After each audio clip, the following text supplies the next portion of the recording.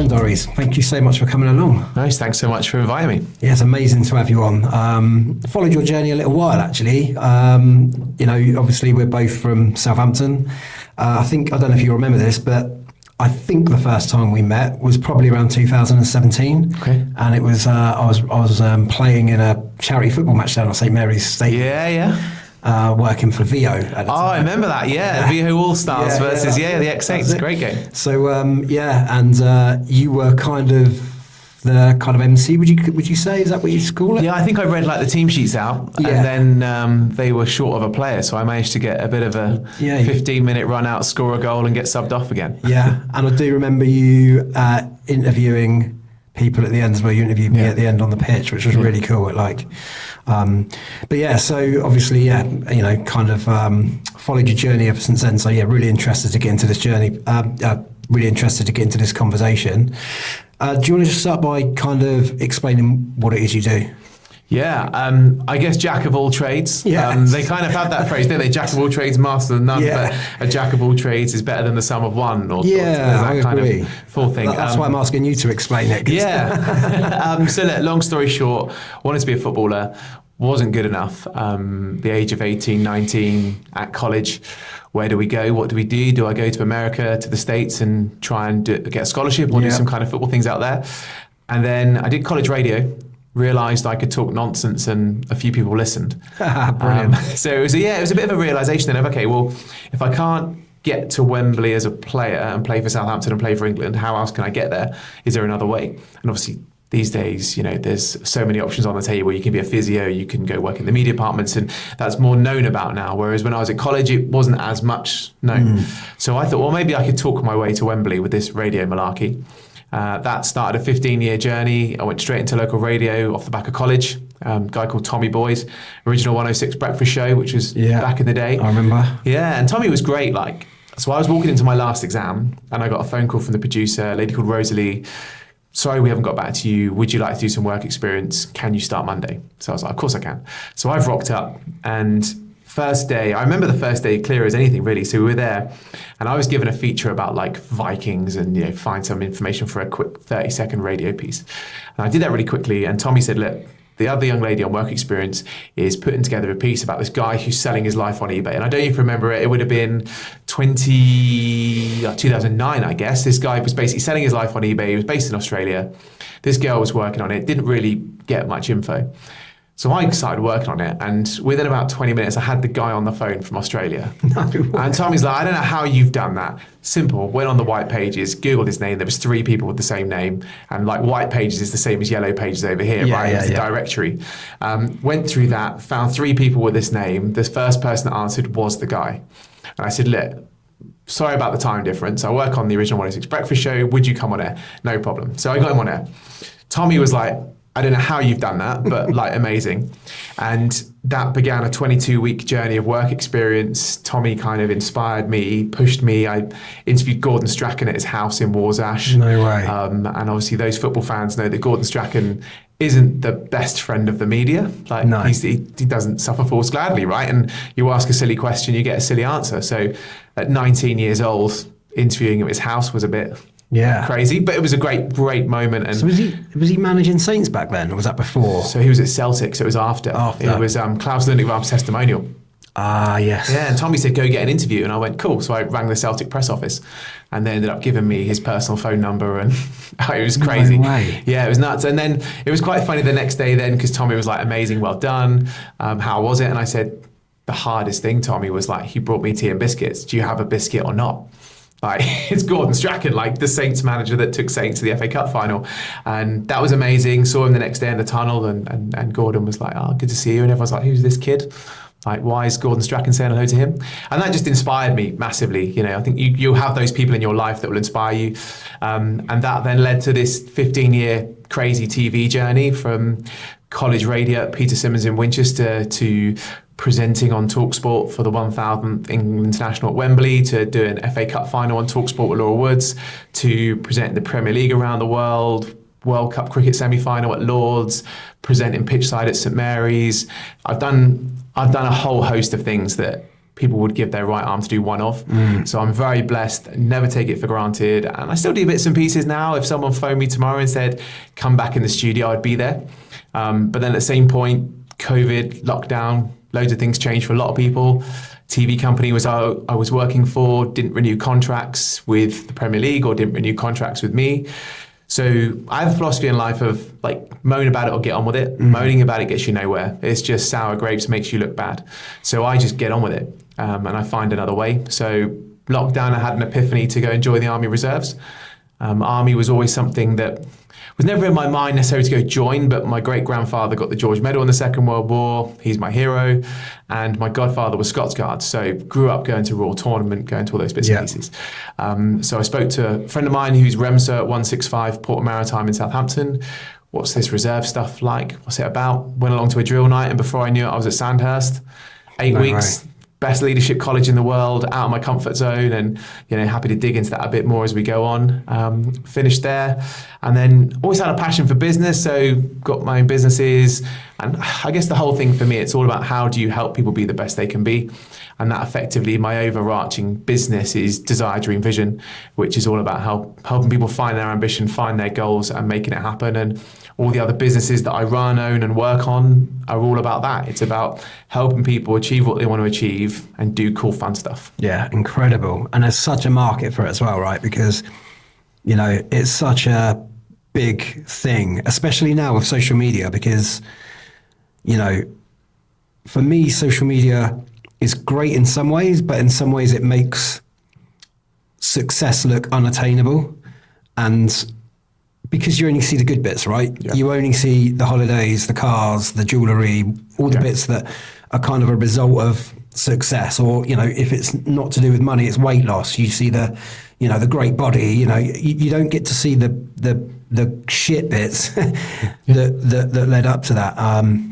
So I think it's so important, the stuff that that you're doing is so important, because people have got to find a way, right?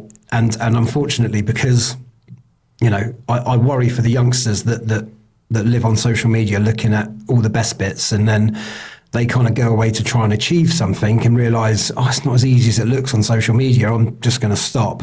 So I think, what I'm trying to do on this podcast, and what you're clearly doing as well, is guiding people to say, look, it's not easy, because if it was, everyone would do it.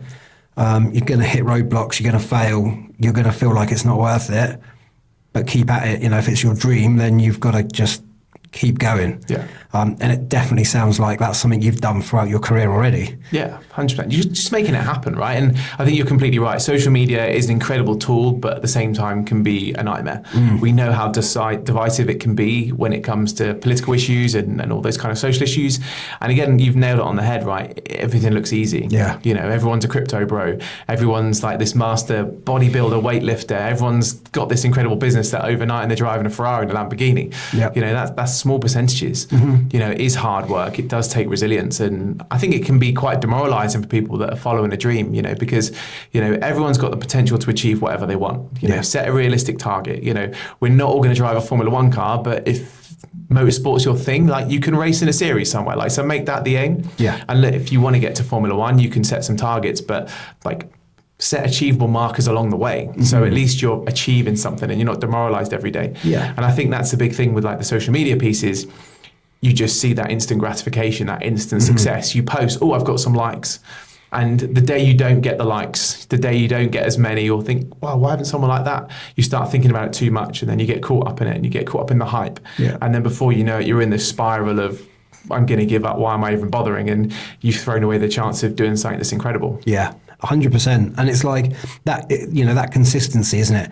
Doing the crap that you really, really don't want to do consistently, even when nobody's paying any attention, that's what's going to build you. That's what's going to make you successful. I speak to so many people on this podcast, and it's like, it is a theme. Like, people have gone through, sometimes years of really not feeling as if they're making too much progress, external progress.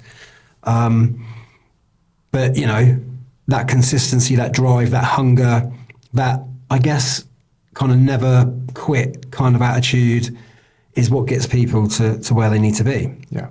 And like you say, social media is a strange one because in one way it can really inspire you to go and do something, which is incredible. Like that is exactly what personally I'd love for everybody to go and do. Like find a dream and go for it.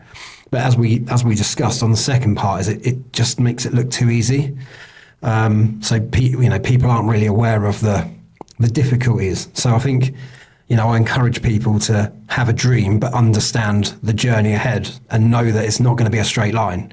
And if you can understand that and you're prepared to kind of go in and battle and fight and work hard and, really go for it, then there's a very good chance you're going to do what you set out to do, right? Yeah, and it's the same as the iceberg, right?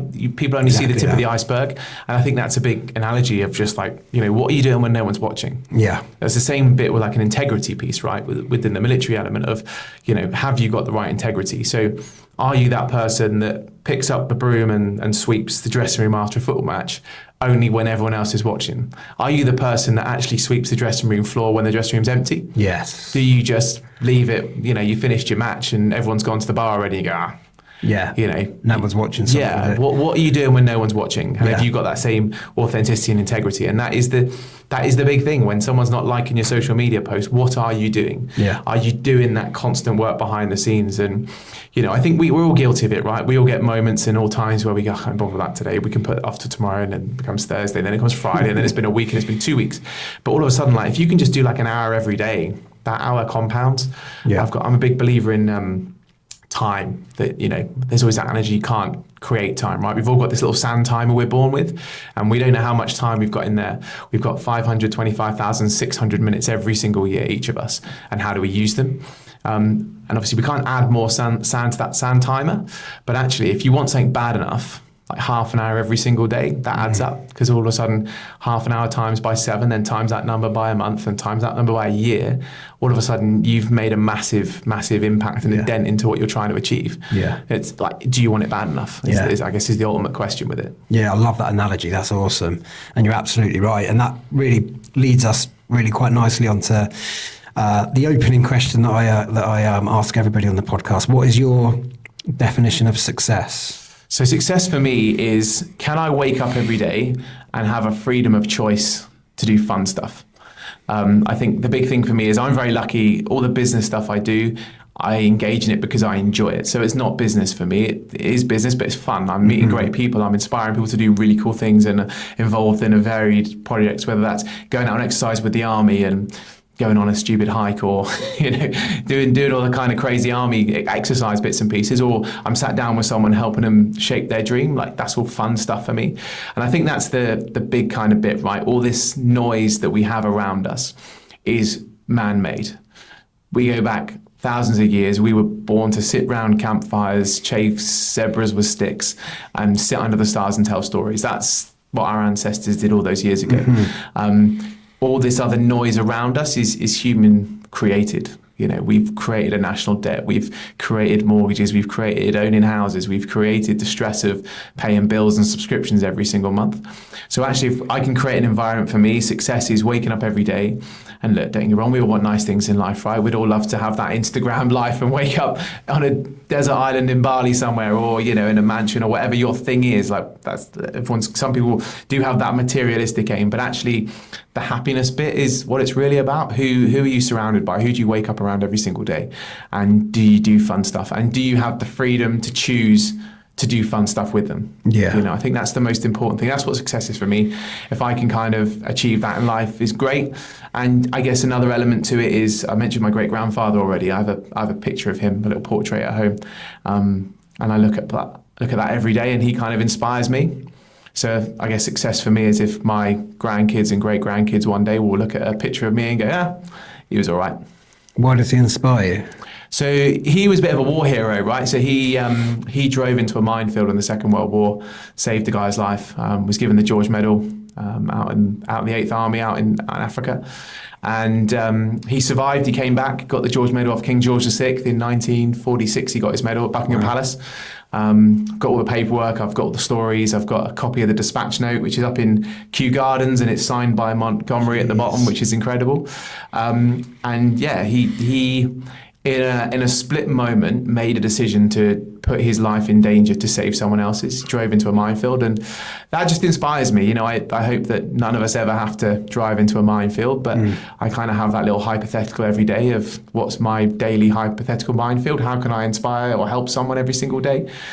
So yeah, that's why he's kind of my hero, really. And it's the same why my other inspirations like Muhammad Ali, yes, he's a multiple world champion boxer, but actually what he did outside of the ring for charity and philanthropically massively inspires me.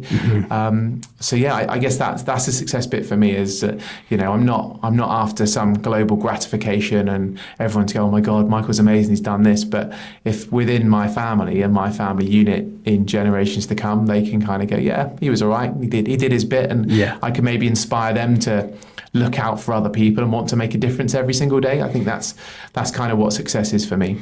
Kind of puts everything into perspective as well, doesn't it? When you think about the things that I'm guilty of stressing over, I've never driven into a minefield, right? I've never had to make that decision.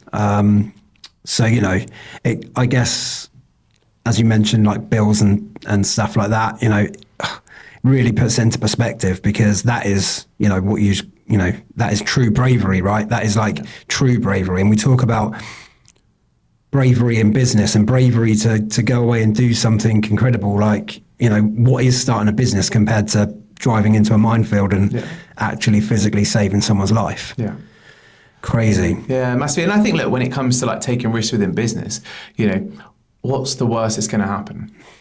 You have to start again. Yeah. And I think that's a big thing people worry about is, there is pressures, and, I'm certainly not belittling those pressures, right? We've all got them, and we all want to have that security. And when you've got a family, you want to make sure that roof over their head is stable, and you've got those responsibilities, and there is that. But like the worst case, you start again tomorrow. Yeah. There's another day coming. And, I always kind of say when I do my like guest speeches, I'm kind of like, look, if everything goes wrong tomorrow, as long as you can like hold your head high, that you did it with integrity, you didn't deliberately go out to annoy someone or deliberately screw someone over. Like there's always someone, if you can like drop the ego, that will put you up for the night, put a roof over your head, give you a hot meal, have a conversation and like reach out to. I then go on and joke and say, unless you've kind of murdered someone, but then actually you'll get put in a nice warm prison cell and get Sky and whatever. But for me, like do things with integrity, have great intent, try it.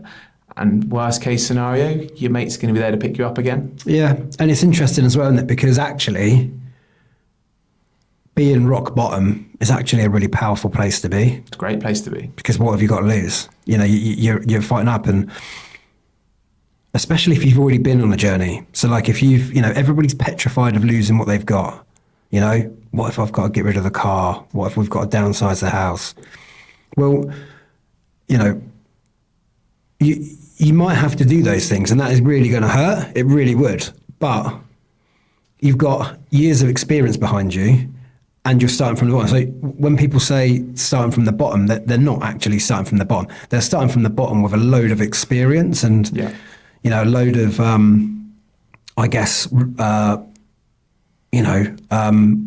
fight and hunger and determination and understanding of what it takes to be successful. Yeah. And so many people have failed. Like if you look at some of the biggest successes in the world, they all failed. Like Walt Disney's first studio went bankrupt. His first character was stolen by a newspaper. Yeah. You look at people like Marilyn Monroe, first film contract told she wasn't beautiful enough. You look at all these people, Simon Cowell went bankrupt, started again. And I think you don't realize how strong you are until you hit rock bottom. And, for me, when I lost all kind of contracts in lockdown with work, I got on with it. I went to Sandhurst and did 8 weeks of military training. And, on Mod Bravo, on the exercise 2 a.m, when I'm broken, why am I here? What am I doing this? Then you go out the next day and you don't realize how strong you are. And it's a real, you sit there, I personally sat there thinking, why am I here? And that was just at a field in Sandhurst, thinking, why have I done this? And then all of a sudden, the team pulls around you and people pull you back up on your feet again. You're never on your own. And then I went out the next day and had a great day. But at 2 a.m, it felt horrendous, and I was never going to walk. Like I was never going to. There was too much fear of failure in that element. But then I harnessed that fear of failure of I'm not being that person that has to ring my family and go, by the way, that pass out parade you've all got a new hat for, and I'm going to walk up those steps. Don't bother. I've quit. I was never going to quit. But when you're sat there thinking, why am I here? And that was a big question. And it was an interesting moment actually. And there's still parts of this that I've never spoken about, and I don't know if I ever will speak about it.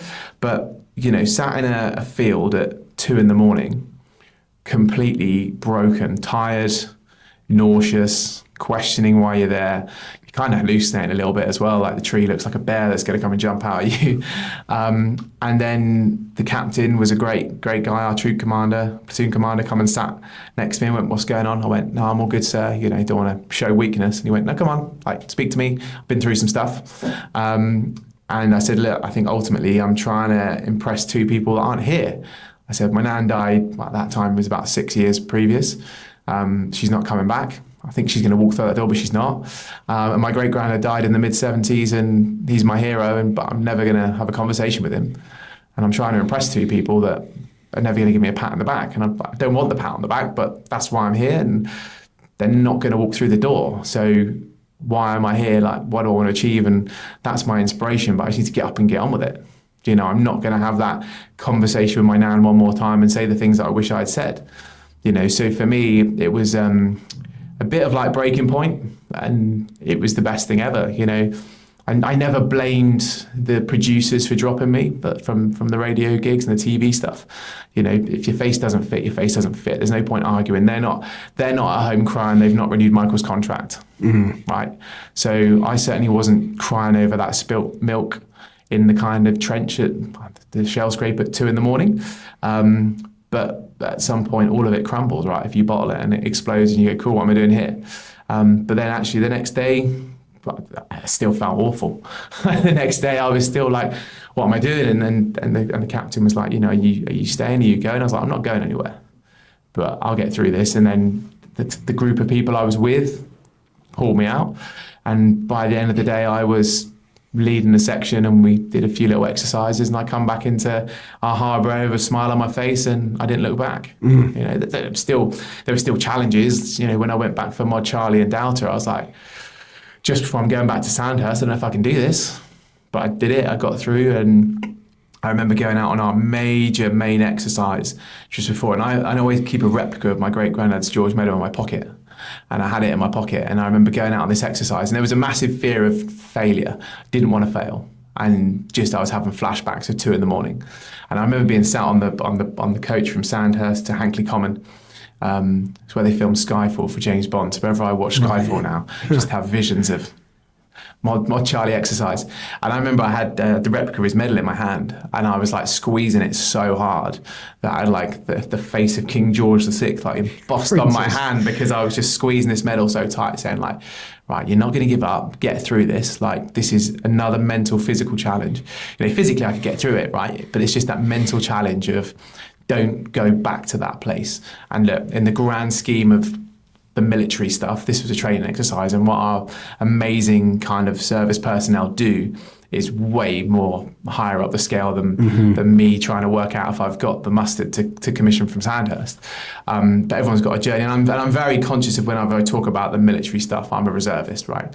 I haven't gone and done a tour yet. I haven't gone and done an exercise. So I only speak about the army stuff because it's the greatest organisation I've been involved in. People will say pros and cons and positives and negatives about the military stuff, but for me, the people I've met, regulars and reserves, are incredible human beings. So I talk about the military stuff, not because I'm trying to be some kind of Walter Mitty and look what I've done within the military. Like, certainly not. I like to talk about it because it's such a positive environment. There's so many amazing, great people within the military. And if I can use kind of my platform and what I do to kind of say how good this organisation is and kind of support those people that are doing the proper stuff, that's a big thing for me. So, but yeah, no, like when you're fighting through a challenge, whatever it will be, everyone's challenge is individual. So no one's challenge is more important or less important than someone else's. But just know when you're at rock bottom, you don't realise the strength you've actually got and what you can achieve. Yeah, 100%. Something that's just really stood out for me whilst you were talking. I'm guessing you never actually met your great grandfather. No, he died like 1974, I think it was 1975. Yeah. I mean, like, how powerful is it that you are so inspired by this guy? You know, and you talk about leaving a legacy. You know, having people talking good about you when you're not around any longer. You're saying, you know, he was a good guy. I mean, how powerful is it that a guy that you've never met has inspired you so much? But then also, like, how good is it that you've taken such inspiration from this person? Because do you think you'd have got through this stuff without having that in the back of your mind? Look, I guess I can never answer that question. I'll never know. But I think for me, he provides a great moral compass. Yeah. Right?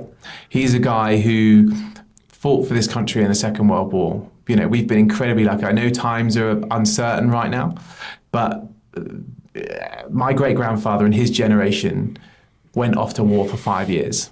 Didn't know if they were going to come back. They said goodbye to their families. Like, said goodbye to my granddad as a kid.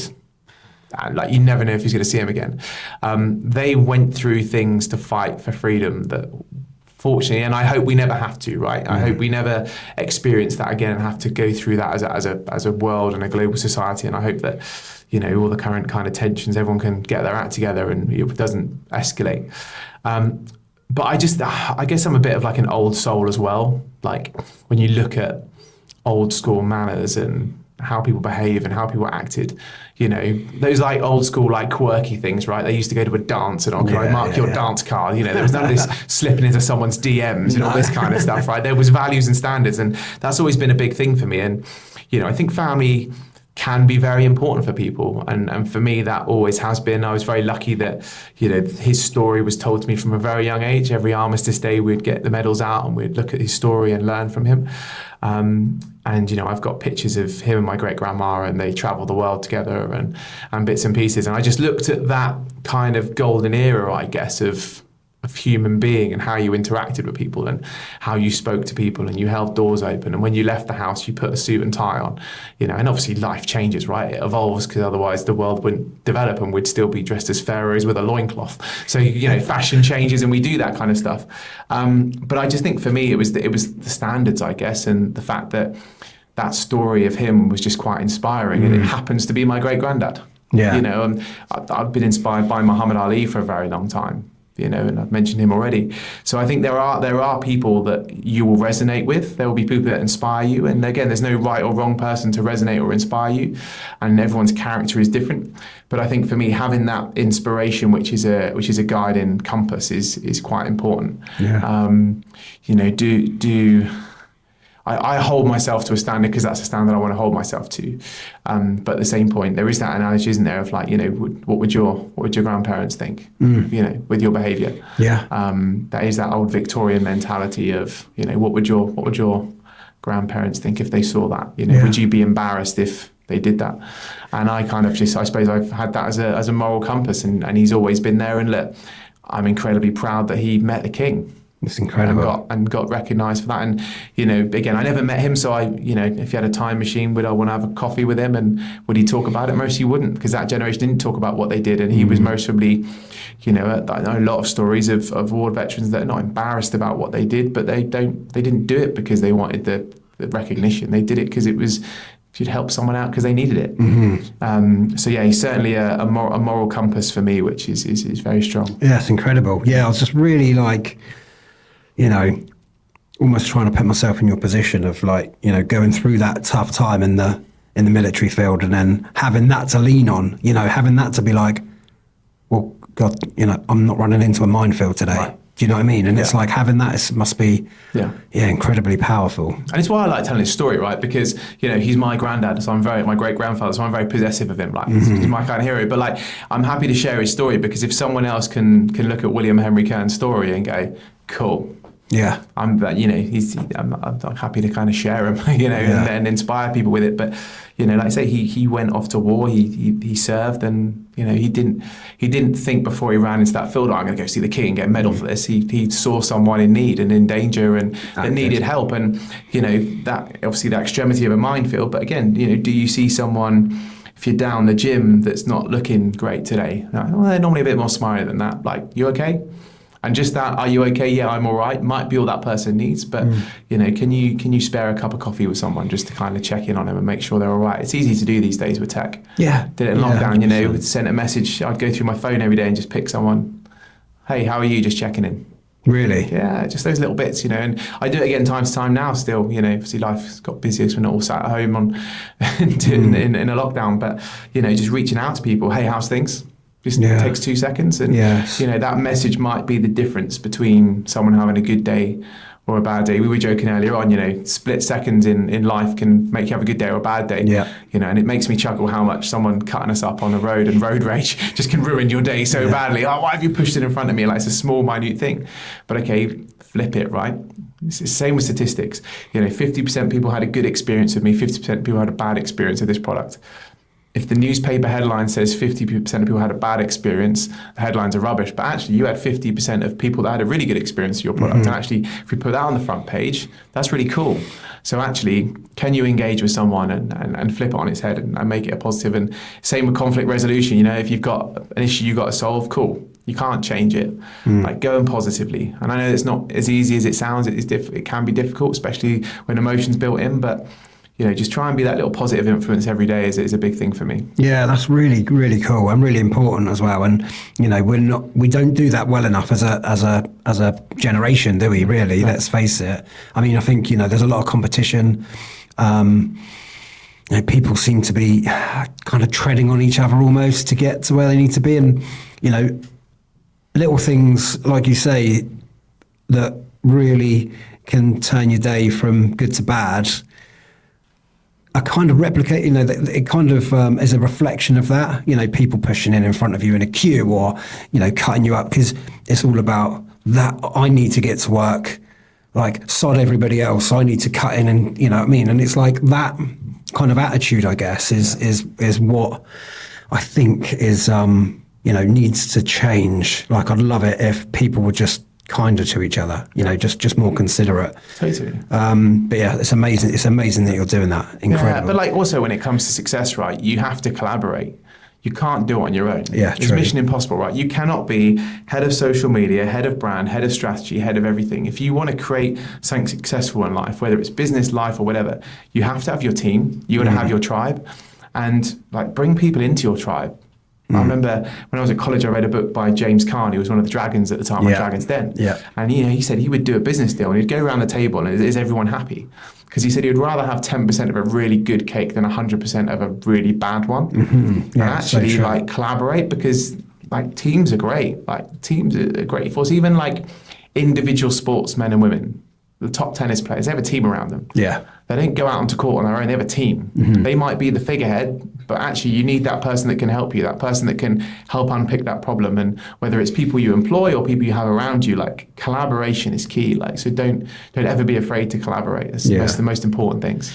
Yeah, 100%. And I think, it is part of the journey as well, isn't it? You need these people around you, and it's great to surround yourself with people that you kind of are inspired by. And it's so difficult to kind of build an environment that's just totally positive now, because of all of these other influencing factors that kind of that you get, like social media. I blame social media for quite a lot, but it is, isn't it? Like, social media does cause negative influences, negative opinions, and things like that, and that does rub off on everyday life. So I guess it's difficult to try and kind of navigate that. But I think more people had a positive attitude, more people were reaching out to everybody and just checking in and just making sure other people are all right, doing selfless things like that. I think the world would be a much better place, right? Totally. And look, I think social media, like you say, can be a dangerous place because one person you've never met before can drop you a message and ruin your whole day. Yeah. And I think we all have a social responsibility on that, and I think we're always learning as a species. But, I'm just a big believer of, who cares what other people think? Are you happy? Filter out that noise, and it's very easy to say that, but actually, does it really matter? Like, do the people around you that you care about think you're a good person? You've done it right. It's not some random Instagram bot telling you your hair looks silly or, what you're wearing that for. Like, oh my God, you're like, who cares? Yeah. Do you wake up every day and love what you do? Are you happy? And it doesn't matter if you wake up every day and love what you do and you're, I'm very lucky I get to do a mixed bag of stuff. But I know there are people that are very happy getting up to do their 9 to 5 because they love what they do in their 9 to 5 because they're making an impact within that 9 to 5. Yeah. And if we were all the same, life would be very dull.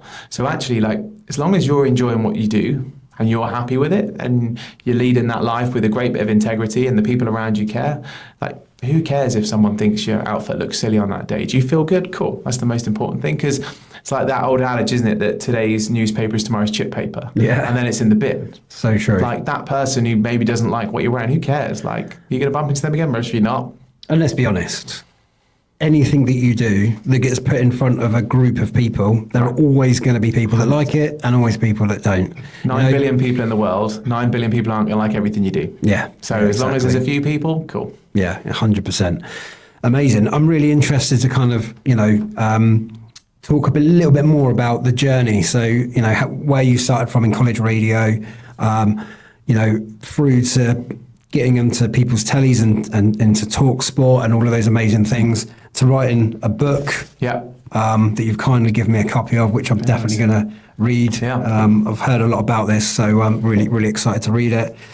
And obviously on to kind of, getting into the coach's vault and developing, software and platforms for, again, just to help people out, which is amazing. So, how did that all kind of come into one? Yeah, so look, I guess the presenting journey was just having a passion to get to Wembley, right? Saints won the FA Cup in '76. Yeah. One day we might do it again. Well, I think it's like the 50th anniversary next year, and we've still not won it since. So there we go. I think for me, there was just always a passion to make a difference, which again ties back into Great Granddad, but just the passion to do something, to do some fun stuff. So, and again, it was just a never give up attitude, right? If someone says no, cool, you're one more no closer to the yes. Mm-hmm. So I guess journey wise, college did the local radio, and then every local radio station I went to at the time was then being nationalised. So people that are listening to this and watching this that are from kind of the Hampshire area, remember like Power FM, and then you had Wave 105, and you had there was another one as well, I can't remember. There was a few, but like they all become Capital, or they all became Heart. That's it. So I was doing work experience at these stations and would go from Original 106 to Radio Hampshire to Original 106 and all these stations. I'd be there 2 or 3 weeks, and then they'd get bought out and nationalised. And I think the first wave became like Coast, and then they became Sam, and then different radio stations, and then they've all ended up as Capital, as Heart and Heart now. So I just used that rejection as a positive, which at the time can be annoying because you think, cool, I'm getting close to a job here. And it's like, cool, well, I'll find another way. And I did whatever I had to do, right? So I was doing England hockey, and I still do England hockey now. And that was just a chance of turning up at a sports leisure centre with a couple of PA speakers and turning up for nothing, volunteering. Really? And then all of a sudden they're like, cool, you're quite good at this. I was like, thanks, come and do the next one. And then did the next one, and then in it would have been 2012, I think it was, the March of 2012, the January of 2012, I did the indoor finals at Wembley for England hockey. They used to do Wembley Arena every year, and the film crew were there, and again, it's being inquisitive, right? Ask questions. I said to them, any kind of feedback, and they said, well, what do you know about polo? And obviously I'm thinking, well, there's a polo mint, there's swimming polo, and there's horse polo. I know roughly what all three of those are. So I went, yeah, which one? And they went, the horse one. I went, yeah, perfect. And in my head, I'm like, well, I know what the right end of the horse is, and I can work it out. And 3 weeks later, I was at the O2, and I was stood out the front doing my first TV show that went out on Sky.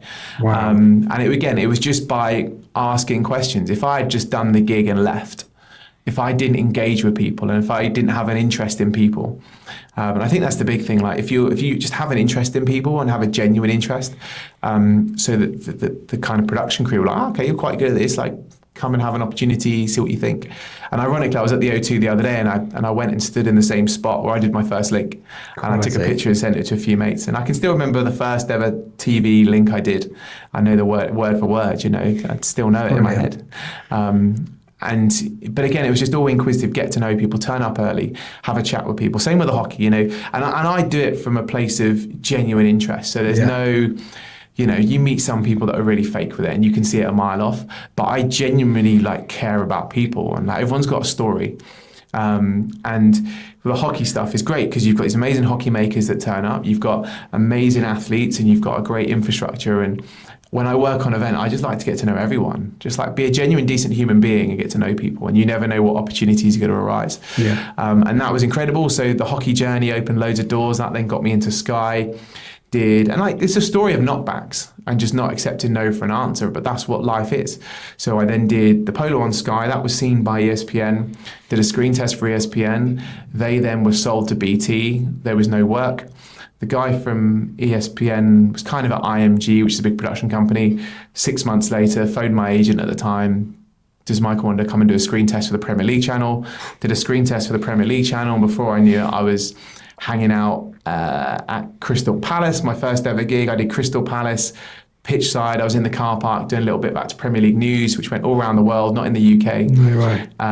Did that, and then start of next season. That was like last game of the season, and they went, look, we'll give you 1 or 2 gigs a month. We'll send you to a stadium. You'll do team news. You'll interview players post-match. I then went above and then went in on my days off. So say I didn't have a game on a Saturday, I went into the IMG studios in Chiswick. And then they moved to kind of Osterley way in Sky, not too far from there, Stockley Park. So I went there, and I'd go there every Saturday. I didn't have a show, and I'd sit in and watch the main show, like watching the people in the studio. Knowing one day I wanted to be sat in that main host seat. And then within that first season, I got a phone call, can you come and cover Fan Zone, which was like a phone-in show. Covered that. Cool, we're going to give you 1 show a month. And I ended up having a 3-4 year contract with them, hosting my own TV show. But it was just by showing up and showing an interest, but being prepared to put in that extra hard yard of turning up for nothing, and learning and just growing and understanding. And I'm like a sponge, right? I watch the main presenter do stuff. I watched other presenters do stuff. I've seen great examples of presenters do stuff, and I've seen really bad examples. I did a year on the cruise ships at age 19, which was amazing. That was like my university. So went with P&O, pretty much did their whole fleet, then launched the Azura in the following year. And on that launch, it was amazing, right? We had Brian Connolly, we had Ronnie Corbett, we had like the great Sir Henry Cooper, the boxer, came on, right? The only guy to put Muhammad Ali on his backside. And, you know, I kind of got the chance to speak to all of those, meet them. But more importantly, I watched their show and I watched their stagecraft. And I think if you're trying to achieve something, like look at the people that have done it before you. What have they done well? What can you learn from? And all those guys did the same show 3 times a night, every time. Like Brian Connolly did the same show 3 times in a row, the same asides, the same jokes, the same one-liners, but you were made to feel like it was the first time you'd heard it. That's the level that you operate at, that you can tell the same aside joke that's funny to a different room 3 times in a row. And it was the hard work that goes into it, the hard yards. And I would watch and I'd learn and I'd try stuff that didn't work, it did work. And like I still do live events now. I love live event hosting. I've done a few big charity balls recently, nationally, but also locally. And I love it because you can try stuff and you can have some fun and you can do stuff. But now I've got certain things I go to and I've got certain patterns that I have up my sleeve. But that's because I've watched and I've learned and I've grown, but I've shown up that extra 10%, that extra 20%. When no one's watching. I'm sat there. I've not gone back to my room or gone back to the green room. I'm just sat there quietly, reading a paper, reading a book, flicking through the phone, watching, listening, learning. And that's all. It's all about that. Who are the people that are in the seat that you want to be in? How have they got there? What can you learn from? What can you be better at? I think is a big thing. And that's the big part of my journey has been that of being prepared to go the extra mile, watch, learn, listen, and just say yes. Where do you think that dedication kind of comes from? Because you sound like, you know, you wanted to be a professional footballer. That course changed, you know, through, you know, kind of media and that. Where does that, because it sounds like passion to me. It sounds like you love this so much that it's not extra. It's not extra 20%. It's not like extra work being there. It's because Yeah. you love it so much that you desperately want to get better at that particular thing. Yeah. So how, is that what is it? Is it just pure passion, or is it just more like of a determination? Is it more like, this is how I know that I'm going to get there, so I'm willing to put in the hard yards, or a combination? Yeah, I think a combination. I don't know why, but from a very young age, I've kind of felt like there's a reason I'm here to do something. Now, I read a book when I was younger which kind of said everyone subconsciously wants a statue built, or they want a road named after them. And whether you express it or not, there's a subconscious human thing that we like. And this is why social media works, because everybody wants the gratitude. Everyone wants that pat on the back. From as long as I can remember, I've not wanted like the pat on the back, but I've just had this feeling that there's a bigger mission here. And to this day, I still don't know what it is, but there's something else that I'm like striving towards, and I don't know what it is, but I'm collecting all these experiences, all these doors are opening, I'm getting opportunities to do lots of little things, but all of them are all just tied around meeting people and helping people and doing something. And maybe it is the subconsciousness of hearing my great-granddad's story at a young age, that it's just been a learned thing of, cool, if he did that, that's what life's about. Mm-hmm. Your life goal is to follow in his footsteps and help somebody and inspire someone. When I used to do the TV stuff, I was all over social media. I hate posting on social media now. I've become really insular. Don't get me wrong, put me on a stage with a microphone. I love it. I'm in my element. So I'm not like anti-socializing and anti-being around everything. But I'm a much more insular person I am now than I was 5-10 years ago. Yeah. But that's not changed my mission. So it certainly hasn't been a thing of, I want to be famous on television. Like, I couldn't think of anything worse than being famous. But I do things I love, so I'd love to be on television again. I'd love to do it. But I'm not doing it because I want loads of people to scream and shout my name. I'm doing it because I love it. Yeah. So again, I just can't put my finger on it still, and I'd love to. I hope one day that's it. Yeah. But at the same point, if I don't ever get to that stage, I'm not trying to chase something that doesn't exist. It's just a feeling of, there's bigger things in this world than me, and I want to be part of it, and I want to do some fun stuff, and I want to take people on the journey. Mm-hmm. And again, I would love to be able to put my finger on it and say it's that moment, but I just genuinely feel that I'm here to do something, to kind of help people. I'm not here to have my face on Mount Rushmore. I'm not here to, I'm here because, I don't know, there's some kind of mission that I've got to fulfill, which involves helping people. And if it means that I help someone that then goes and changes the world, I was part of that journey in a 10% way. Yeah. And that will be the personal self-gratification that makes me sit in my rocking chair, having my chin kind of wiped because I've dribbled when I'm 90. Hopefully I'll get to 90, but that'll be the bit you kind of get, cool. Yeah, I find it fascinating, because I think the thing that fascinates me the most is that what you do is the thing that 90% of the people that I speak to are petrified of doing, which is public speaking, right? Standing up in front of people. And it's really, really difficult. I've done a little bit of it myself on a much lower scale than yourself, but it is really difficult. Like that feeling in your stomach before you stand up on stage, that just being able to keep a flow going, I say way too much. And it's like having that in the back of your mind. There's so many different things to think about. And it's like you're stripped bare. Like you make a mistake, everyone's seeing it. Yeah. So like, did you ever feel that, or is it something that you were just like so passionate about, you almost kind of ignored the fact that you're doing something petrifying? I've never really been petrified by it.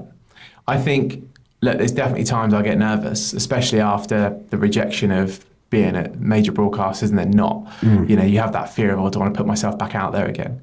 But I think ultimately, and I do some presenter coaching with people and I work with people, but ultimately 9 times out of 10, everyone wants you to win when you're on that stage. Yeah. I'm presenting stuff that's fun. I'm sharing information. I know my stuff. I get just as nervous if someone said, right, I want you to go and try and pick up the phone and sell something to someone. I'm like, give me a microphone, put me on a stage in front of 5,000 people, great. Pick up the phone and go, hi, would you like to buy this couldn't think of anything worse. Like that's the bit that kind of petrifies me is that element. So I think we've all got things that we're passionate about, or things that scare us, those fears, and addressing those fears is part of life and that acceleration. But I think ultimately when it comes to the public speaking bit is that no one wants you to fail, really. Like if you're going on stage in front of a room of people, they're all there for a good time. And it's my job to kind of ensure they have a good time. Yeah. And I guess from a presenter point of view, my job specifically is I'm normally sat there asking the questions.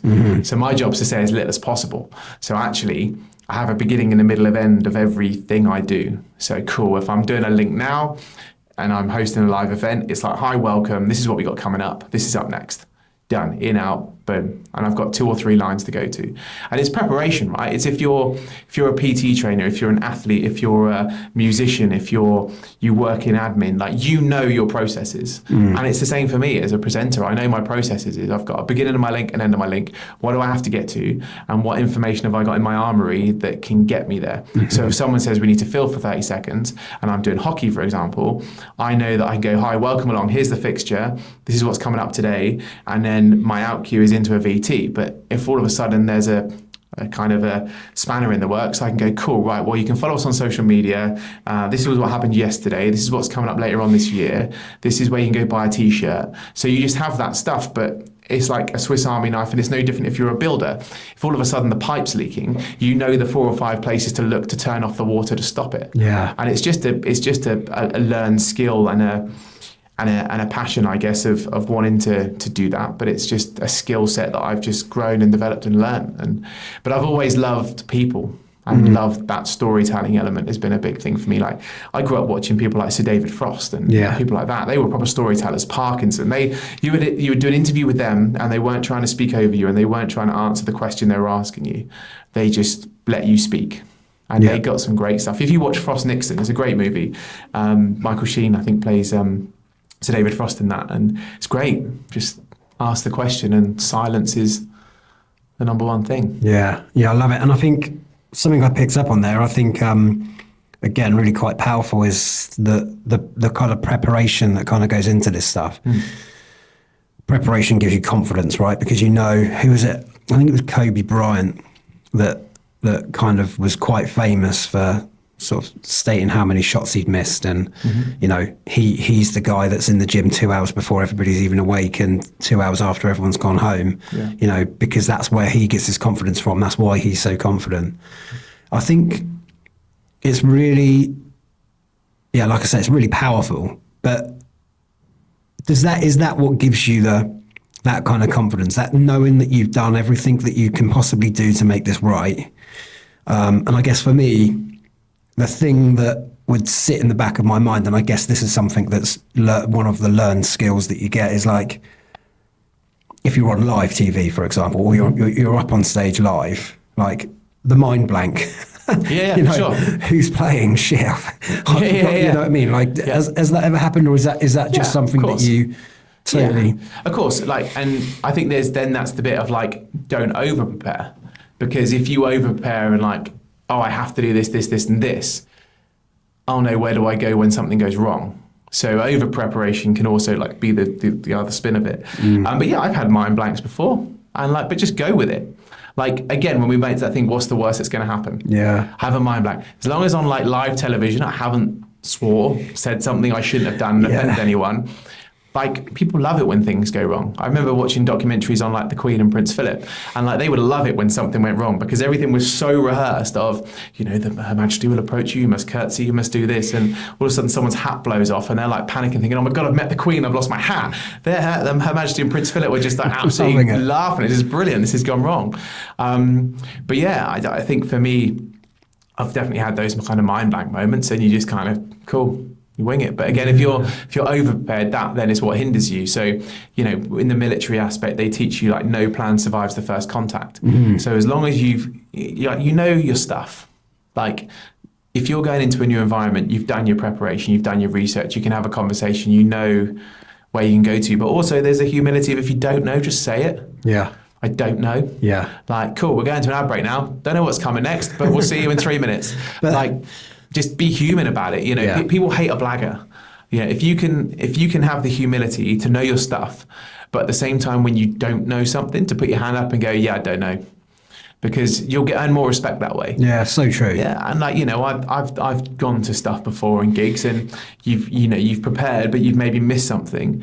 I just go, look, really sorry, been looking at loads of stuff. Can you just remind me of that, like where we're going? Cool, great. Yeah, you're not going to lose the gig over it. No, and it is. I mean, you know, I've done this in leadership before. You know, I've led teams in the past, and one of the key things that I learned as a leader was be prepared to say you don't know, you know, because you kind of put yourself on a bit of a pedestal when you're in that position and think you have to know everything about everything. Yep. But it is actually, like you say, it makes you more human to go, I don't know.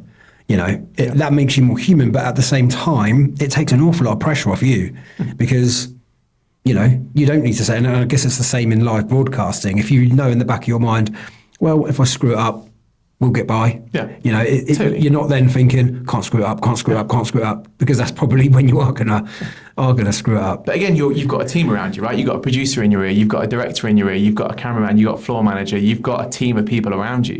You know, and that humility to not know the answer is like really, especially in teams, is so important. You know, if you're involved in a speciality, you know, as a leader, you can't know anything. Your job as a leader is to be able to form the direction and form an opinion. You know, if you're prime minister, president of a country, you know, you don't know the minutiae of everything. You get this top layer. Yeah. But actually, if you've got the humility to say, well, I don't understand that, tell me a bit more, take the guidance. And I guess it's the same as like when you're a junior officer in the British Army. If you go down the regular route, you're like 19, 20, 21, 22 when you come out of Sandhurst. You are then dropped into a regular regiment. And you are working with people that could have been in the military for 20, 30 years. Yeah. You're in charge of those people.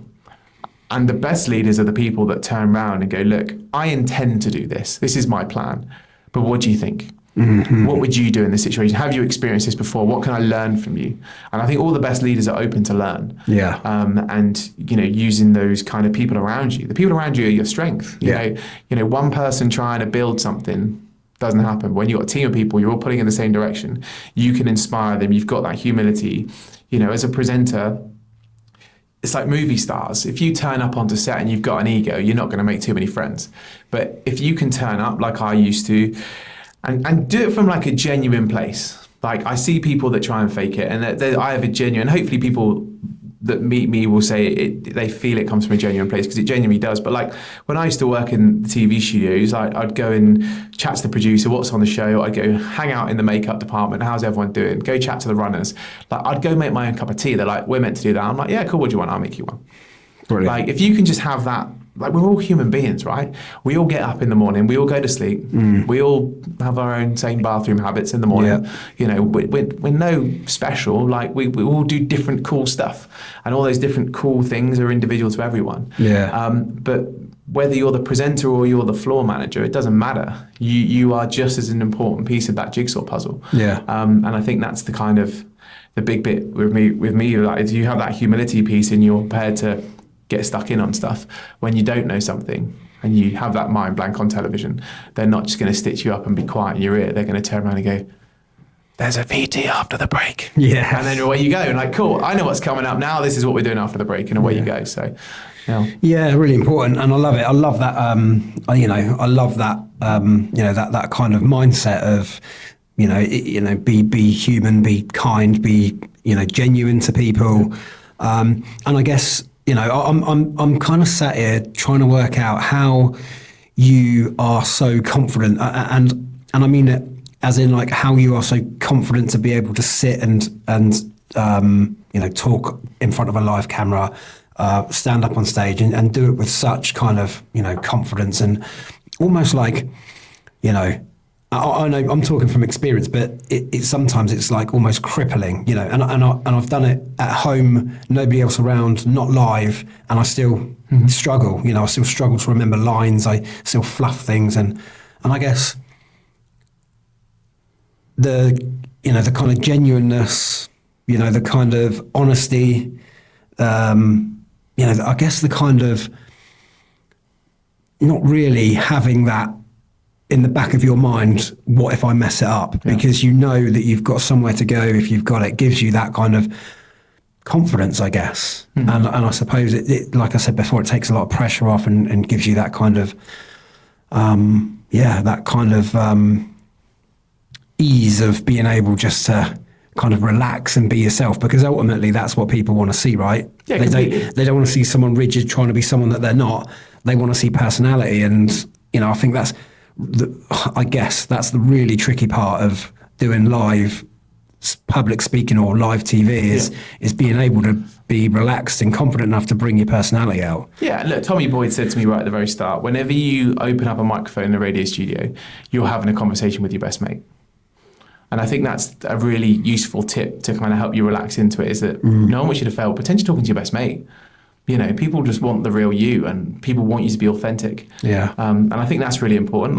And like you said about learning lines, I'm awful at learning lines. Really? Like literally, tell me where you want me to go and what you want to say, and I'll get there.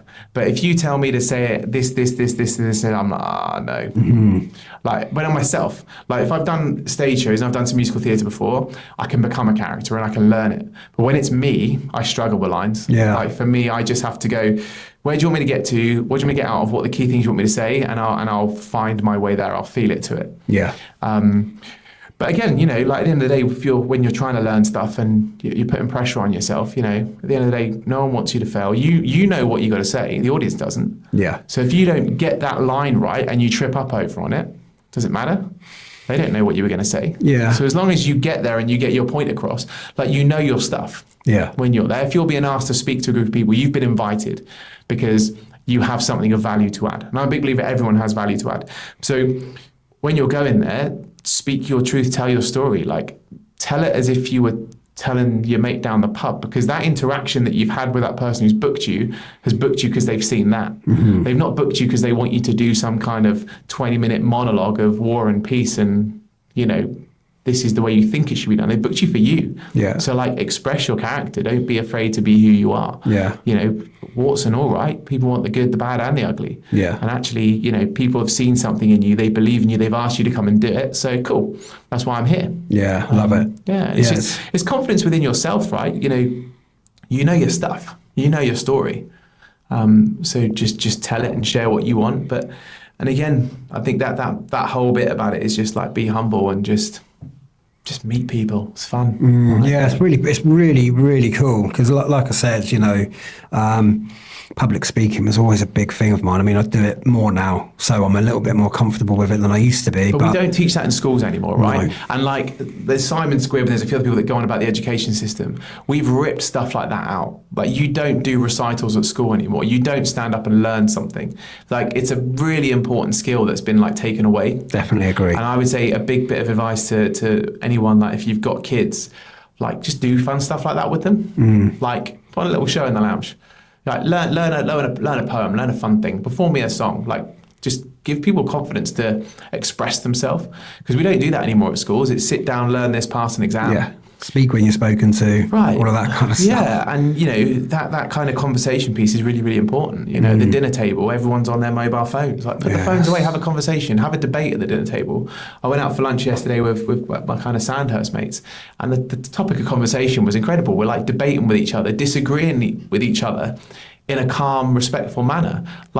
It's so important to have a different opinion, because we kind of all think the same way, but we've lost that art of having a conversation and us having an opinion that is differential, but we can agree to disagree and respect each other's opinion. Yeah.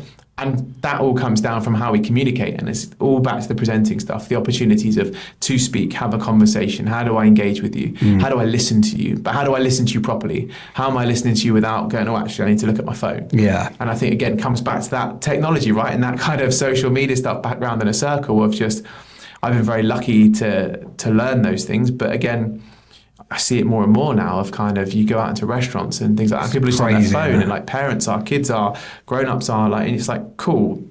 Even when you're around family members' houses, you kind of sit there and go, yeah, everyone's just sat on their phones. It's become the norm, and it is a shame. But I keep threatening my kids that we're going to make the lounge a phone-free zone. Great. I haven't quite done it yet, but I think I've done. We did do it a few years back. It might have been last year. Made everyone put their phone in a box for Christmas dinner, and we sat, there's about 20 of us around a table, and everybody had to put their phone away in a box for a couple of hours while we ate. It was great. Yeah. I think perhaps we need to do more of that. But those skills are important, right? Like you said, for the public speaking thing, right? Yeah. If all of a sudden, like, you make a family rule at dinner time that there's no mobile phones, and actually every night at dinner, I want, come and tell me something interesting about X, Y, and Z. So they have to present it to the family at the dinner table. And it's not like some old Victorian thing, everyone's going to sit there and like, oh, tell me the story. Yeah. But it's like, no, cool, come on, communicate with me. Yeah. Like, build that confidence to express your opinion, have a debate, ask why. So you know the thing kids do, right? But why? Cool. Like, get those people you engage with and push them, question them on it, because it will give them confidence and strength, and not just for getting up on stage, but for standing up and leading a team in an office and whatever job they're going to go on and do. Yeah, it's so important. And I think, it needs to be encouraged more. There should be, it should be encouraged more in school situations. I mean, I remember I'm a, old bastard, but when I was at school, you were encouraged to stand up and speak in front of people, and you were, that was kind of that element of it was there. And you're right, it's completely gone now because people want to protect other people from feeling embarrassed or whatever. But you've got to be able to step out of your comfort zone from time to time, haven't you? If you want to kind of make something of yourself. And I think that perhaps the kids are a little bit too protected now, maybe. Yeah, look, I think there's pros and cons to everything, right? And again, I think what's very interesting in the media is the media likes to tarnish everything with the same brush, and we're not all the same. We are all different. There are some people that like to stand up and express themselves. There are some people that like to be very quiet, and there are some people that are quiet because of something. There's a reason why, and we have to kind of respect that. But at the same point, we've got to create an environment where everyone can be successful, not just a blanket one size fits all. And I think we need to have those opportunities, but also encourage people to fail. I think my biggest thing in life, you only learn when you fail. You fall forward. There's loads of great examples and great quotes on that. It's like, fail, learn, win, all those kind of bits and pieces. And I think we are very much in a society now we can't fail. And we can. Like, failing's the best thing ever. I love it. I've had this conversation a couple of times already in this series, but I think we should be encouraged to seek failure, and I mean, like, nobody wants to fail, obviously, but, it's almost like not even seeking, not even like not being afraid to fail, but physically going, I'm going to try it. I know there's a 90% chance I'm going to fail. As long as you're not going to hurt anyone or lose any money, like major money, just do it. Do you know what I mean? And that kind of thing's really powerful. And I think the other thing that we lack in the society at the moment is being taught how to lose. We're not taught how to lose because, everyone's a winner. And that kind of, that troubles me a little bit, because I think one of the most important lessons I ever learned as a kid was learning how to lose. Similar to you, I was a passionate footballer. And I was super competitive, and I hated losing with a passion. I remember coming off the football pitch as a youngster, 6-7 years old, and just angry and crying because we'd lost the game of football and wouldn't speak to anyone for hours afterwards. But I learned how to lose. I learned how to be humble, and I learned how to cope with not getting what I wanted, and and how it pushes you on to become better, to pull together as a team and to work harder and to, that's an important lesson. And we can't all be great at everything. No. There is, everything has a strength, everything has a weakness, and every business has strengths and has its weaknesses. We can't all sell the same product. No. Every product is different. And I think that's, we see it a lot in sport at the moment, actually, that every product has to be the same. And it's like, well, no, it doesn't, because you have to give each product its own chance to grow. Of course. And I think it has a detrimental effect. I think women's football is incredible. And, if I get round at some point to having a family and I was to have a daughter, I want her to be able to go play football, do whatever she wants to do. Definitely. But unfortunately, we're like comparing this incredible women's sport to the Premier League. And it's like, the Premier League is a different beast. Completely let's different. allow it to grow. And I think that's the real frustrating bit for me, is like, we're kind of in this society now where everyone has to conform to what we think it should be, and if you don't agree with me, you're wrong. It's like, well, no, let's like take a product and grow it and build it and support it, and for me, I think, that's a big problem today, is that, everything has to be the same. And it's like, well, no, it doesn't. Like, let's celebrate it's different. Let's work out how we get it to here. Instead of saying, oh, it's got to be there now. Like, no, let's work out how we get it there. Exactly that. And I think that's a big thing for me. And it's a thing I'm passionate about and I like to get involved in, because it's like, cool, okay, well, how do we take this and we get it there? Because that's fun. And that's why with the DDV stuff, I love all the strategy. Yeah. And it's all about, cool, how can I help you put the strategy in place to get you where you want to be and take you on a journey? And it's not just instant gratification, which we all seem to have these days. Otherwise we're, Yeah, 100%. And something I want to chat to you about as well, the book, Dream, Desire, Vision, where did that come from? Like, where did the idea come from and how did you kind of get it? So Desire, Dream, Vision comes from Muhammad Ali. Champions aren't made in gyms. Champions are made from something deep inside. Yeah. Desire, a dream and a vision. You've got to have the skill and the will, but the will has to be stronger than the skill. So that was the quote that I still have, the same Post-it note from when I was like 13. I've still got it. It's in a little frame now, so it doesn't go all weird and manky. Yeah. So can you just repeat that? Because that was really cool. Yeah. So champions aren't made in gyms. Yeah. Champions are made from something deep inside, a desire, a dream, and a vision. And you've got to have the skill and the will, but the will has to be stronger than the skill. So you could be the most skillful footballer in the world ever, the most skillful artist in the world ever, but if you give up at the first hurdle, your will's not strong enough, you're never going to make it. Oh my God, that is so true, isn't it? Yeah, and that was Muhammad Ali. So I love that. Desire, Dream, Vision was where it came from. So that became the brand. And it was all about, look, the book one was how I went from wanting to be a Premier League footballer to present the Premier League around the world, which I wrote in 2016. Then this bit is now like the next stage. So it's like, cool, well, these are the lessons I've learned: fear, failure, sacrifice, appreciation. How do we get there? But then how do you apply it? So the kind of master plan is like a 66-day journey of, okay, cool, so this is what you want to achieve, but how do you want to get there? What does it look like? What does it feel like? What makes you tick? So I kind of just put it into a bit more of like a workbook, I guess. And then that's now part of what I do with DDV is I work with people one-on-one in the sense of like, cool, not everyone in their business can afford to take on a head of strategy or afford to take on someone full time because it costs a lot of money, right? A head of strategy, 50, 60, 70 grand a year. Yeah.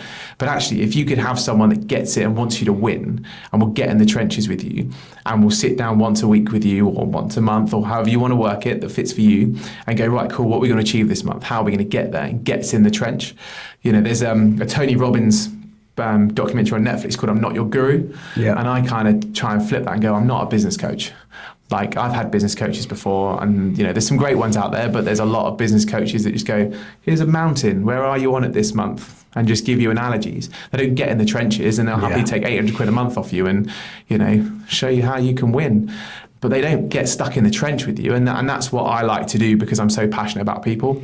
So that's where DDV is for me at the moment, is a sense of, how can I engage with as many people as possible? And whether that's one-on-one working with someone or whether that's on my online forum of kind of my online masterclass community kind of piece, whatever that is, like, come and engage with me and like, let's help you be the best you can be, because I want people to win. I remember when we did something with DDV years ago, which was like a business networking group. And again, there's some great business networking groups, but there's also some ones that are just like bacon roll early in the morning, go off. And every month someone's trying to sell you the same electrical thing or the same business thing or the same accountant. And it's the same people.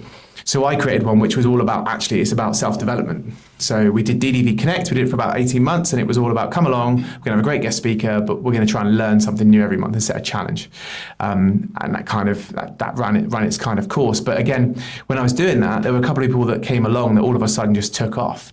And someone said to me, like, does it not annoy you that they've like taken off in the sense of like success and you're still here trying to get this going? I was like, no. Like, I love it. That's the thing that makes me tick, of seeing people succeed. If you surround yourself with people that are being successful and learning and growing, you're all going to grow together. Yeah. And some people will go faster than you, some people will go slower than you, but you'll all move forward in the right direction. So I think for me, again, it goes back to, why do I do it? I don't know. There's just this ingrown passion for people and helping people the best they can possibly be. And and that's what DDV is all about for me. It's kind of cool. How can I engage with as many people as possible and help them be the best they can be, and use my experience of the lessons I've learned from presenting, from being around Premier League football clubs, from being in the military reserve, to going out to the Middle East and project managing a World Cup, to all the kind of things I've just said yes to, just gives me this vat of knowledge and a contact book that I might not know the answer. And again, back to what we said about great leadership is saying I don't know. I know someone that will know the answer. Yeah. And I'll find someone and we'll have a good go at it and we'll find someone that knows what we need to know. And if we can't find someone, we'll have a go ourselves. Yeah. But you've got someone in your trench and you're not alone. You're doing it with someone. And that's the big thing that makes me tick. Like how many people can I help inspire to be the best they can possibly be? Yeah, I and love if, it. you know, there's a set amount of things I'd like to achieve in life. I'm very lucky to have done quite a lot of them. So there's maybe 3 or 4 things that I want to achieve that are personal things to me. So everything else on top of that is a bonus. So actually, if I can help other people go do some cool stuff and have some fun, all helps out. Yeah, that is incredible. And you mentioned there, like, you say yes to a lot of things. Yeah. How important is that? So important. You know, I said yes to presenting stuff when I first started, I didn't have a clue about. I've said yes to projects that I had no idea what I was doing, but I went away and learned. When the polo gig, Ep2 Sky, I knew what the right end of the horse was, and I knew they kind of played chuckers and they had a mallet and they ran around and the royal family played it. But I couldn't tell you much more than that. But I went away and learned. So when I arrived at the O2 for that gig in the March of 2012, I knew all I needed to know. I knew about the chuckers. I knew about the ponies. I knew who the top riders were. Like Nacho Figueroa at the time was like Argentina's best horse rider. He was also a Polo Ralph Lauren model. You know, I knew all the different teams, what they'd won, where they'd been. So it was research and learned it. But if I had said no to that gig, I don't know anything about polo, I never would have got the Premier League channel. I never would have done that stuff. And life's about experiences. It's about fun stuff. So, you know, when I got asked to go and project manage the Hockey World Cup out in the Middle East in Oman, and we built it from scratch, new stadium, mascots, everything. I said yes, because I knew what I'm talking about. I've been around with these major tournaments. Like, how hard can it be? Don't get me wrong, there was difficult elements, and there was different cultural differences, and, you know, I ended up doing a lot more than I ever imagined. I was up till 4 a.m. designing all the graphics around the stadium because the graphic designer decided he didn't want to do it. And that was like a week before we needed them printed. I designed the ticketing system. I designed the mascots. We did the launch event. I floor managed the opening ceremony. I did a bit of everything. Again, the jack of all trades. But actually that jack of all trades was sometimes better the sum of just one in that experience because I could do a bit of everything. So I designed the ticketing system. I did all the graphics. I designed the mascots. I had the mascots made. I designed the opening ceremony with a team of people. We put our ideas together. But then when it hit the fan, I pulled everyone together and gave everyone a job, and I called the show. So my boss for that event was like a guest at it and was like, "Where's Michael?" And they're like, "Oh yeah, he'll be out later on." Because I was behind the scenes putting all the strings together. But the only reason why I knew I could pull those strings together was because when I started in that TV journey, I went and sat in the gallery on that Saturday when I didn't have a TV gig, watching the presenters, watching the directors, watching the floor managers, watching the runners, and being a sponge. So actually, I guess I'm a bit of a Swiss Army knife, and I guess that can sometimes be quite difficult as a sell, as a business, of like, well, what does Michael actually do? But I do fun stuff and enable people to do fun stuff. That's the fun thing. It's brilliant. And I think it's really obvious speaking to you how you've got such an amazing can-do attitude. You know, that kind of, we're going to give it a go. We're going to go for it. We're going to do it. You know, that's it. I think there are many people that I've spoken to in the past that perhaps don't quite have that kind of attitude, but I think it's incredible. Like, it's fascinating how, like, you're literally just like, yes, I'll do it. I'll find a way. I'll work it out. And really good proof that it really works. You know, if you're dedicated enough to learn, to, you know, give it a go, to learn from your failures, to be open and honest enough to say, right, okay, that didn't go so well. What can I do next time? That kind of level of dedication, that level of graft, I guess. You know, it's great, and you know, it's really obvious to me that you possess those kind of qualities, and that's probably contributed to a lot of your kind of success that you've seen so far. If you want to be successful, you've got to pick up the broom. I think is a big thing. It's like a bit of a kind of like analogy, I guess, or a bit of a thing, but like, we've spoken about this in like loads of different ways today, but like, you pick up the broom when no one's watching. So are you that person that sweets the dressing room? But actually, if you want something bad enough in life, how much do you want to make it happen? So like, I remember when I first started, I remember doing an interview with Justin Bieber at the O2 Arena. Blimey. on the Tuesday night. And the Wednesday morning, I was working in my mate's pub, sweeping the floor to earn the money to pay for the train ticket to be able to have got there. Because social media, look at this wonderful lifestyle. I was turning up when I was at the Premier League channel when I first started in my Vauxhall Disaster, as I called it. Like, it was an old Vauxhall Astra, and I'm pulling up in the car park, parking next to like Bentleys and Aston Martins, all these former footballers. And there's me with my little Vauxhall Disaster with the door hanging off. You've got to do what you've got to do to make it work. And that's at every stage. So in 2019 and 2020, I went and did other bits and pieces and wasn't afraid to kind of go, cool, the TV stuff's not working out. I'll just sit and hover and wait. I went and did the military stuff. I went and did other little jobs, went and worked on building sites. And even now, I will say yes to stuff that pays a bill. So I've done driving for my mate. Just drive him around a little bit, just because his other driver was off ill or just needed someone to do something. And I'm driving him to and from London. It pays a bill. It covers a cost. But the outside perception of, hang on, the TV guy's driving a guy to London and back. What? And I remember seeing it in a newspaper years ago. There was a TV presenter that was working as a labourer on a building site. There was a TV presenter that was working on a building site that was in the papers, and they were like lambasted for it. It's like, why is he working on a building site? He's a TV presenter. Like, times are hard. It's like, no, like, you do what you got to do. Yeah. And I'm prepared to do it. If tomorrow everything hit the fan, I had to start again, I'd go do it. And I'm doing that right now. I'm trying to build 3 new businesses from scratch that are subscription-based businesses. I'm doing the DDV stuff. I'm still trying to piece together what TV kind of looks like. I'm getting gigs for TV stuff, and then all of a sudden there's no real contracts anymore. And last week I had 3 gigs cancel on me in the space of 24 hours. Those 3 gigs was like 50% of my income for that month. Whoa. Right? And that's in 48 hours. Don't care, get on with it. Jesus. Right? And that's the reality of it. Yeah. So if I was to sit on my laurels and go, wow, that's cancelled me now, what am I going to do? You're not going to get anywhere, but you pick the broom up. You go do what you got to go do. You go and work on a building site. You go and work in Marks and Spencer's. You go and do, if you want it bad enough, and like drop that humility. And that's what it's always about for me. Yes, I do lots of different stuff, but I do lots of different stuff because I'm making it happen. I'm not sitting there waiting for it to happen. I will do what I need to do. And I learn those lessons because I will never shaft anyone like I get shafted of, oh, really sorry, the gig's not happening now, sorry. I'll never do that. If something goes wrong, I'm open and honest about it and go, look, really sorry, like, I'll pay you next week. That's not worked out. It's not worked as much. You know, we haven't got budget to pay this. Can we do this? Have that conversation. Because those experiences that I have, and just of starting over again and keep pushing and keep hustling, keep trying, like, it teaches you so much and it makes you a better person. And I know one day something's going to stick. You know, one day the phone's going to ring and it's going to be like, cool. And the hard work's paid off. And then I get my moment of success.